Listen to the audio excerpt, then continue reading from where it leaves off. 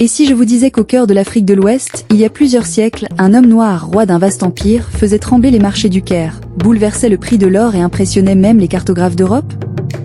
Cet homme, c'est Mansa Moussa. Et son empire, c'est le Mali. Voici l'histoire d'un royaume africain aussi puissant que légendaire, qui a marqué l'histoire du monde. La République du Mali, que nous connaissons aujourd'hui comme un pays indépendant depuis 1960, tire son nom d'un empire ancien et prestigieux, l'Empire du Mali. Cet empire était situé entre le Haut-Niger et l'Atlantique, englobant des territoires de l'actuel Mali, de la Mauritanie, de la Gambie, et bien d'autres. Au XIVe siècle, il était au sommet de sa puissance, islamisé et structuré autour d'une langue et d'une culture mandingue.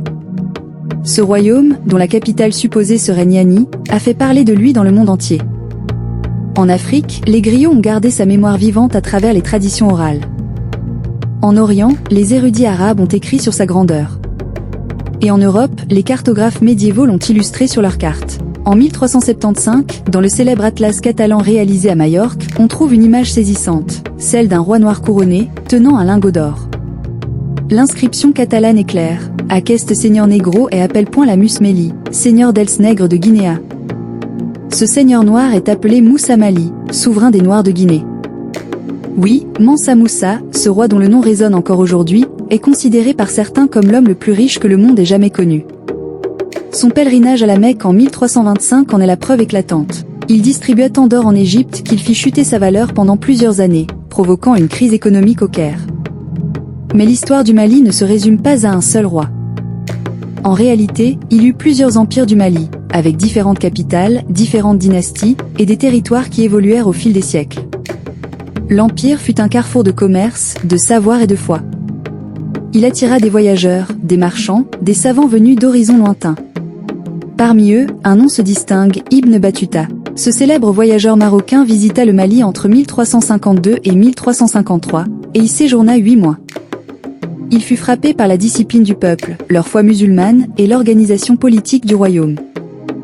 Ses écrits sont parmi les sources les plus précieuses pour connaître le Mali médiéval. Et pourtant, malgré sa grandeur passée, de nombreux mystères entourent encore cet empire. Où se trouvait exactement la capitale Niani? Des historiens comme Moni ou Djibril Tansir Niane ont tenté de localiser ce site, mais sans preuve archéologique convaincante. Pas de stèles, pas de mobilier, rien de concret. Ce flou a laissé place à de nombreuses hypothèses. Heureusement, l'histoire du Mali a survécu grâce à 3 grandes sources. Les traditions orales africaines, les cartes et récits européens, et surtout, les textes arabes médiévaux.